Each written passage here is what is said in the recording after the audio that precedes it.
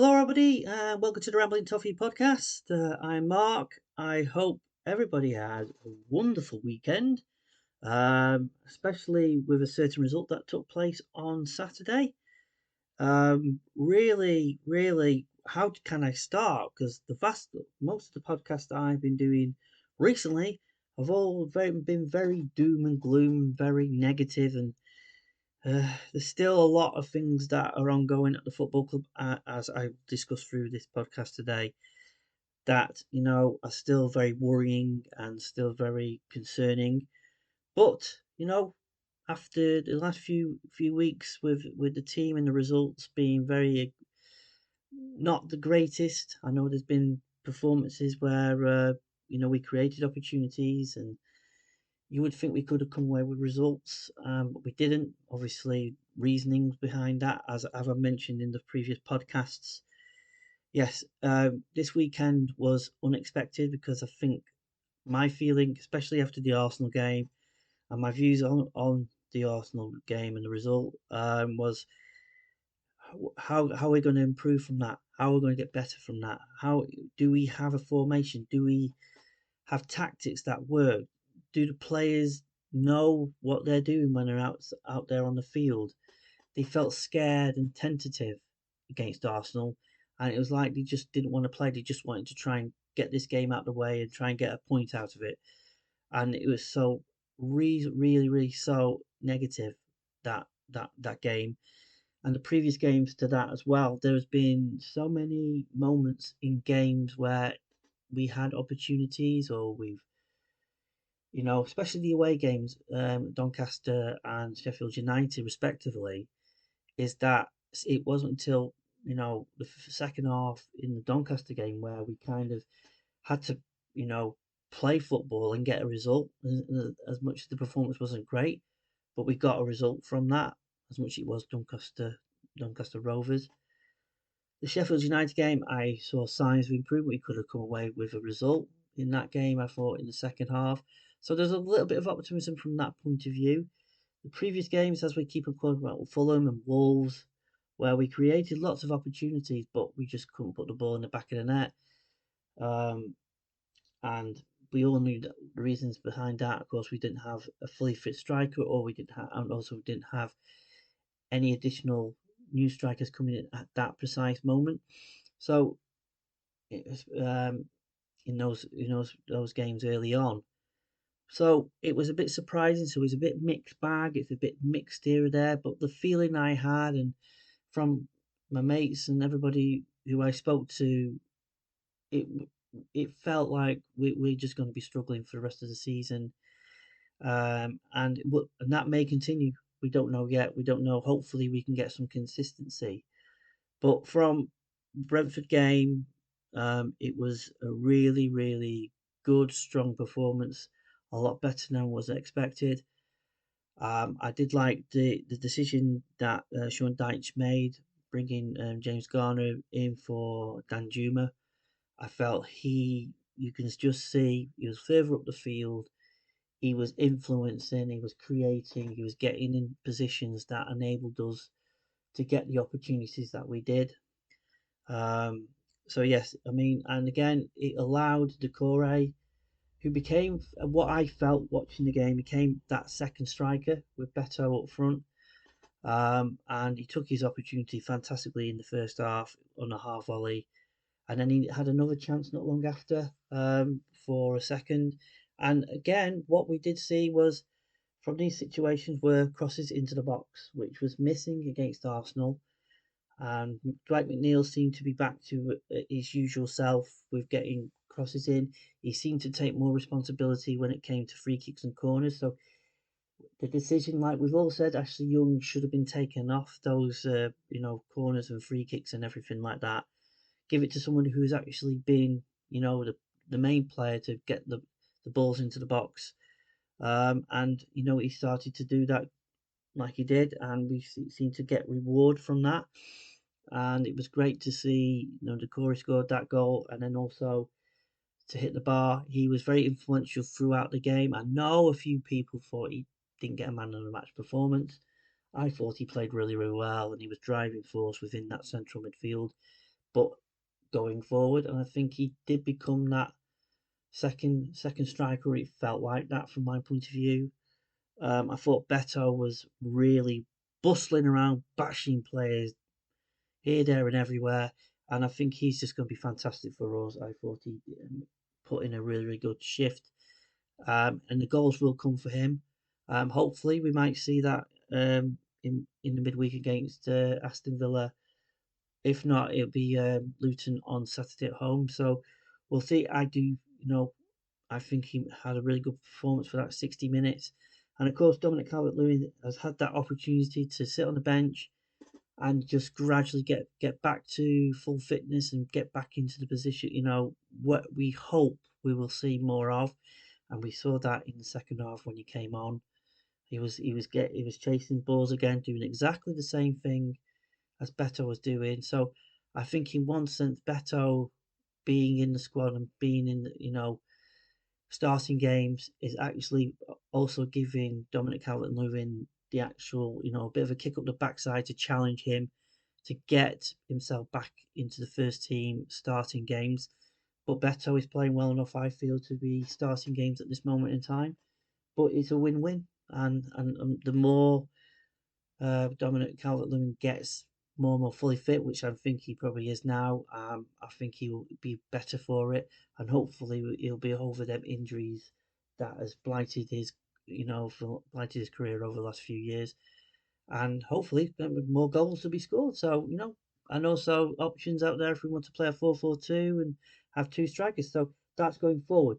So you can tell from my point of view, watching that first half specifically, there were moments of obviously Brentford equalised, a little bit of an error by Idrissa Gueye, and but you know we did have over opportunities to actually be further ahead in the first half, and long may that continue, and it continued into the second half. So that passion and drive and the commitment that the players put in to get the ball back off the Brentford players and working it to a tee. But what I also found was they were passing the ball around through centrally. There wasn't any kind of uh, fear that they were going to lose the ball. Yes, they still need a lot more work to be done on that front but confidence is a massive, massive thing, and I feel that that's what we're seeing with that performance specifically. Is that we went one up, but specifically when we went 2-1 up, you can just see the oozing of confidence in players. They got the ball, they wanted to go forward. The everything was set up right by the manager and the coaching team, and it seems to be the players thrived off it, which was really, really good. Because before this game, I was concerned that we would come away with a defeat because Brentford are a good team. They've got some good players, but we hassled them and hurried them, and we did everything that was asked by the manager. And I give the manager props for the setup and the formation and the tactics and the way that they wanted the game going forward in this from the game on Saturday. But for me, it's what they were doing with the ball, which was really, really, really good, and I want to see more and more of that. I also want to start to see an identity with this team, and hopefully, if we can continue week in week out to start getting results and playing away and scoring goals, we might start seeing an identity, and we might start seeing how the team is going to look going forward and how they're going to really play going forward. But at the moment, it's only one win. It's the first win of the season, and it's fantastic to have it. And a great feeling that we all have, and especially I have, that we can watch match of the day later on, and we can you know really feel positive that maybe, just maybe, that we are moving forward now. But consistency is the key to be in any leagues, in the Premier League specifically. Every team that we play, even when we come to play Luton on Saturday, and also Villa, okay, it's a Carabao Cup, but Luton on Saturday and then Bournemouth the Saturday after, is that they're going to come and they're going to really work hard and challenge the team to get a result. You can't just turn up and think, oh yeah, here we go, easy 3 points this will be, just because of the situation that they're in. They're down there we're down there for a reason as well, just because it's just one win. So, but the positives, as I go back to the game, I mean, the first half we saw that we saw, really positive with the play and what they were doing. In the second half, we were 1-1, and after they equalised, and you would kind of think, oh, here we go, this is the way the game going. But they started how they started the game in the first half. They went out there and they hurried and hassled, and they got the rewards. And the goal by Tarkowski, very simple corner, great cross from the corner from McNeil, simple header, right place, right time, and the momentum from that, you can see it, and the players' confidence soared after that because we started passing, we started moving, feeling better, and it made Brentford panic, and because they had to try and get back into the game again, but they were struggling to get back in. They didn't create as many opportunities that I can guess from that second half. Um, and we got the third, obviously, from Tarkowski, and that great through ball by, again, harrying and hurrying in the midfield. James Garner getting the ball, and a nice simple ball straight through to Calvert-Lewin, and that's what he lives off. And that's, there we are, 3-1, and we just played the game out. We've had other opportunities in the game to go further ahead, and really, really good. I want to put shout outs to the defensive side of it. I thought Mikolenko had a really good game. Ashley Young just doing what he normally does on the other side. But a biggest shout out I want to put out to is James Tarkowski and Jared Brathwaite. Those two were colossal, and it seems to be they're getting better and better as a partnership week in, week out. Let's just hope they don't get any injuries anytime soon, and we can just stick with those two pairing because they were colossal again together. I think James Tarkowski being captain has been, I think, has really brought him to the top, and maybe a perfect um, pass down from Seamus Coleman to him going forward. Hopefully, we'll see Seamus soon. He's on the grass, as Sean Dyche would say. He's on the grass. Go on, Bennett. And we're seeing that, and Jack Harrison played in the under-21s on Friday. So, going forward, we've got some additions to come back, and that'll create more, hopefully, more team headaches for the manager and who to play in the next game, or trying different tactics or whatever it may be. But it's great to have that and a small group, as much as we would like to have more players in there. But yeah, a good shout out for the defensive. They seem to be a lot strong, and only for that one moment where they equalised. But other than that, it was a really, really good defensive performance. The central midfield did their jobs, what they needed to do. I know Idrissa Gueye had a bit of a few moments in the first half, but he grew as the game wore on. So he did give that opportunity in the first half for Beto, which Beto obviously put the ball wide. Um, as for Jordan Pickford, well, no, he just had a standard game. No real issues or incident from that. But apologies.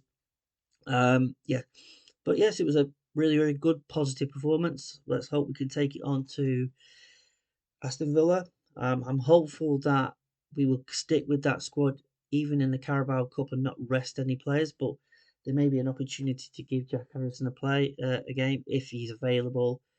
Maybe start with Dominic Calvert-Lewin, or we just start with Beto as normal, or just stick with the same team that played on Saturday and keep the momentum going and keep the players with confidence and get more games. And we'll see what happens. If Villa are doing okay, so it'll be a difficult game because we don't know if they're going to rest players or not, because obviously they're in Europe, so they might make a very different decision to play younger players and play fringe players. So we might have an opportunity. We'll soon find out on Wednesday. As for Saturday, it's Luton Town. They're struggling, as you can guess. They did get a result, a 1-1 draw this weekend against Wolves. But it's going to be a tough game. But I think the momentum, we need to find a consistency. and start getting results. If we can start getting results, then I think we're going to be okay going forward. Um, you know, we've got players. Yes, we've very small squad. There is Delhi around. Hopefully, he might be available at some point to stake a claim to get in the team. But it'll be really interesting to see what happens with him.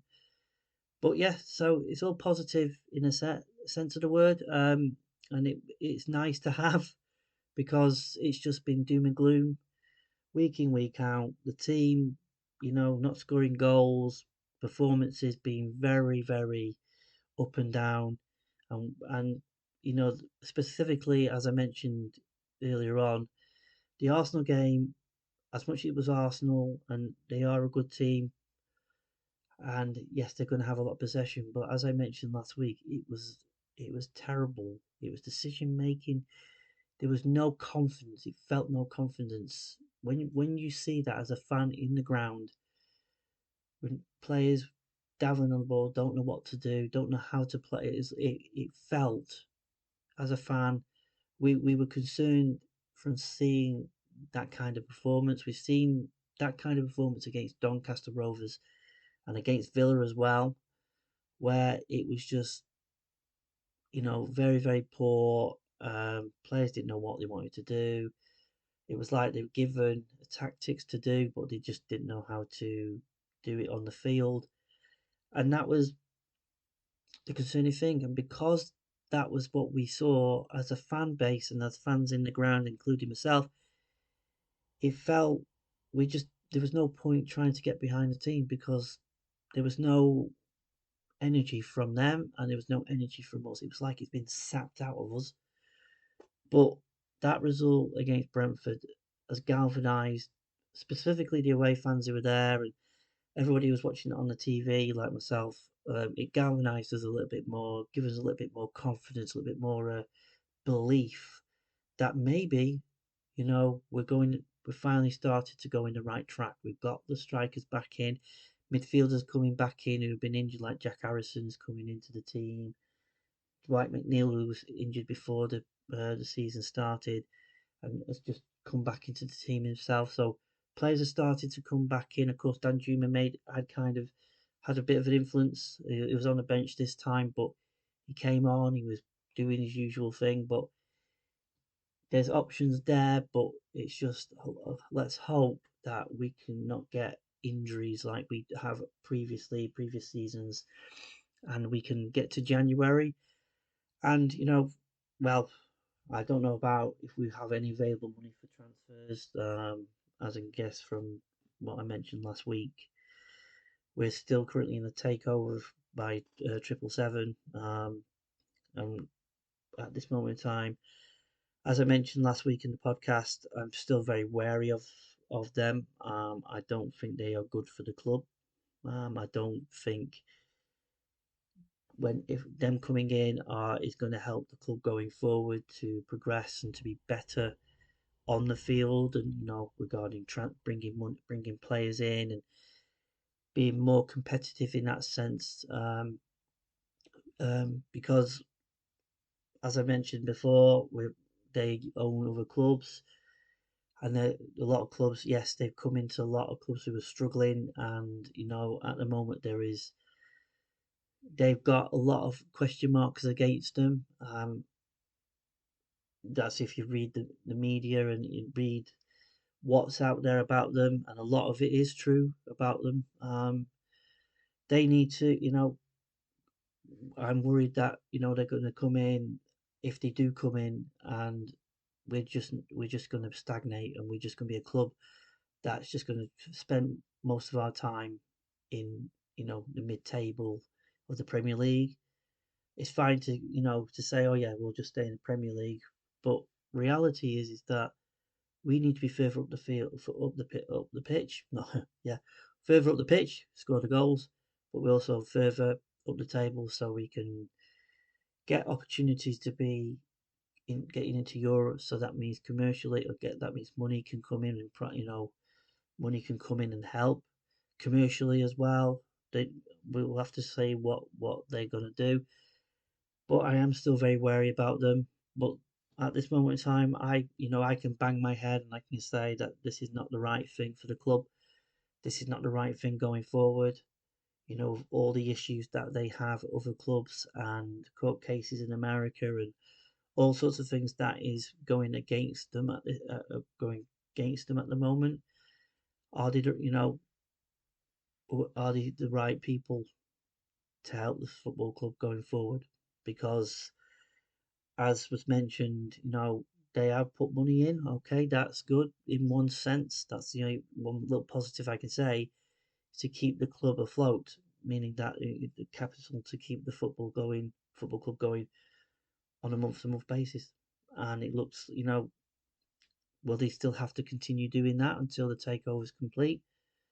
The worrying thing, as I keep on saying, is that this could fall flat on the faces, and it may not happen. So what happens next? Because if it does fall flat, then we will definitely be in administration, and that is the concerning thing for everybody as fans. And I know that they've put something out. I think the club put something. I don't know if the club put it out. I think it's come through the media that they are going to be speaking to FAB, and they're going to be speaking to the fans forum and also the shareholders association to talk with them and actually to clarify what the plans are and what they want to do going forward. And hopefully we'll hear some news regarding that going forward, what their plans are and how to go forward, not just with the stadium and the funding of that, but also the everyday keep paying the debts, and also, are we have a transfer fund? Will we be able to bring more players in January to strengthen the squad? And then just going from there. What also be interesting is, commercially, because any kind of money coming in is a good thing. So not just for the stadium, but commercially, like sponsorships and so forth. But hopefully we'll have something like naming rights. Will they go down that road regarding the stadium and commercial deals for the stadium as well? So money's coming through that way, but also for the club itself. And I'm not just talking about the men's team and that side of it, but also the women's team and bringing players in, and can we afford to do that and everything else? And we'll have to wait and see. We still have the Premier League investigation, which is going to take place on the 25th of October, so we'll find out what happens with that when that takes place. So there's a lot of things going on behind, away from the football, but we can all be, as of Monday, really, really happy and really positive about the result. It's always great to have a win, and just long may it continue. On that note, it's a very short one today. I haven't got much more to say. I think the next game, of course, is Villa in the Carabao Cup on Wednesday. Hopefully, we can progress in that game and go forward. So that'd be quite nice to have a cup run of some sort. So watch your space on that. And then we come back to the Premier League game on Saturday and hopefully get a result from there. And hopefully we can continue this positive run and take it from there. And if that's the case, then hopefully we'll have a better season than we had the last two seasons. So that's the hope that's there. It's just those worrying things that's behind the scenes and everything about that. We just want some clarification and want to make sure that going forward that we're going in the right pathway. So yeah, on that note, thank you for listening again. Please leave feedback as much as you possibly can, negative or positive. I need as much as I possibly can going forward. It's been an absolute pleasure doing these podcasts and just basically talking about the Blues, talking about in a negative sense and the way things are at the moment, to the positives like we've just had this weekend. So yes, any feedback would be fantastic, and I'm just so appreciated that everybody who has spent the time to listen and has actually enjoyed listening to this podcast. I'm hoping to grow the podcast going further forward. and I just want to get as many listeners as possible. So when I'm sharing on social media, if you can just keep on sharing, retweeting, and getting it out there as many people as possible, it would be absolutely fantastic. So on that note, I hope everybody has a good week. I will do another podcast in probably a week's time after the next two games have gone, and hopefully we'll hear more from 777. So on that note, have a good day and speak to you soon. Bye bye.